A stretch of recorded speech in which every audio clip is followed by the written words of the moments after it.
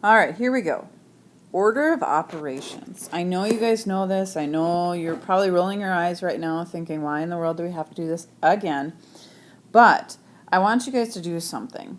Write down this problem with me. We have 6 divided by 2 times the quantity 1 plus 2. Let me tell you where this problem came from. This came from a Facebook question, and it was a poll that people were supposed to answer. And I thought that was really stupid because it's like there's one right answer. Why would this be a poll? And what's funny about it is I actually got it wrong when I answered it the first time.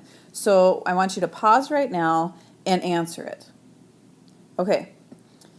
Now, I'm not going to answer it right now myself. We will come back to that after we talk about order of operations and what you do with that. So order of operations, you guys have actually seen PEMDAS, or please excuse my dear Aunt Sally. And you guys should know P stands for parentheses, which means anything that's in the parentheses you do first. E stands for our exponents. Oh, that's very silly there. I shouldn't put an E. I've already got an E. E stands for exponents. And so after all the parentheses are done, you should be looking at exponents and doing any of the exponents there. Now, M and D, if I could write them on top of each other, I would, because M stands for multiply, D stands for divide. We all know that. But don't forget that if divide comes first in the problem, you should do dividing first. If multiplying comes first in the problem, you should do multiplying first. You don't always do multiplying and then do dividing. It depends on what comes first. And the same thing goes for add, subtract. If subtracting comes first in the problem, you should subtract first, whereas if adding comes first, you should add first. So let's go back to that problem I talked about. We have 6 divided by 2 times the quantity 1 plus 2. Now, if we follow PEMDAS to the letter of the law, we are going to take and we are going to do our parentheses first. So 1 plus 2 is 3. I'm going to rewrite it. You guys know I'm picky about that, so please make sure you rewrite things so we can follow what exactly you did in what order. Now, you're going to see I have 2 operations left. I have dividing, and right here I have multiplying. And if we follow PEMDAS the way we're supposed to, we don't do just multiplying first. We say whatever comes first in the problem we do. And if you notice, as I'm following it along from left to right, I've got dividing first. So I'm going to divide 6 divided by 2. 6 divided by 2 is 3, and then 3 times 3 is 9. Now this is where I actually made my mistake when I did it the first time. I automatically went and multiplied 2 times 3. And 2 times 3 gives you 6, and 6 divided by 6 is 1. So I actually answered 1, felt really stupid later, and decided never ever to answer one of those questions again. Now let's move ourselves on to another problem, kind of more typical of the math classroom. Here I have negative 8 plus 5 times the quantity 1 minus negative 3 to the third power. So once again, we're going to follow PEMDAS. PEMDAS says do what's inside the parentheses first. So here I have the simple problem of 1 minus negative 3. If you remember, 2 negatives make a plus.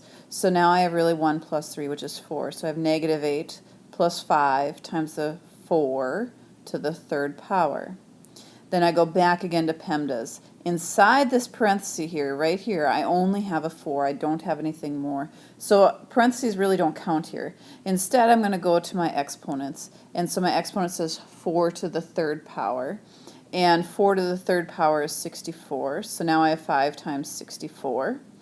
And then I go to my multiply and divide, and I only have one thing, and that's a multiplication of 5 and 64. So I get negative 8 plus 5 times 64 is 320. And then I can do that math. Negative 8 plus 320 is 312. And we're done. Now we can go to our next problem. This one we have 5 squared. It's kind of weird typing, but 5 squared minus 6 times quantity 2 plus negative 1 to the 4th power. Once again, we start with our parentheses. We have 2 plus negative 1. So I have 5 squared minus 6 times 1 to the 4th power. Then I go to my exponents. There's actually 2 sets of exponents. I have 5 squared, which is 25, minus 6 times 1 to the 4th, which is just 1. All my exponents are gone, so we go to our multiplying. We get 25 minus 6 times 1 is 6, and 25 minus 6 is 19. All right, you guys think it's simple. You'll get plenty of chances to practice in class. But the next thing I want to talk about is evaluating. You're going to see this a lot. This happens when you get farther into math and you have to do a lot of evaluating just to do the math. Now this one says they want you to evaluate this expression when x equals negative 3. That means I'm going to take that negative 3 and I'm going to plug it in for each of the x's that I see. Now if you remember in the last video you watched, it was really important that you knew what your base number was when you're working with exponents. And to help us with that, we're going to make sure that we use parentheses when we plug in that negative 3. So when I have negative 4, I'm not going to write the x yet. I'm actually going to write parentheses. And in that parentheses is where that x goes, but now we've decided x is negative 3, so I'm going to put a negative 3 there. Plus 6 times x, again I'm going to use parentheses, and where that parentheses is where the x goes, and x is now the number negative 3, and then minus 5. So we have negative 4. Negative 3 squared is 9. So I'm doing exponents now. I should have talked about parentheses, but if you look, all the parentheses just have one number inside, so it's not going to make a difference. So my exponent's gone. Now I can do my multiplying and dividing. There's only 2 multiplication problems. I've got negative 36 plus negative 18 minus 5. And then I've just got my adding and subtracting from left to right. If I work that out, I get negative 59. Okay, we can go to the next problem. And of course, if you want to try and do it before I do it, go ahead and hit pause and do it yourself. Here this time x is negative 4. So as I copy this down, I'm going to put parentheses where the x is.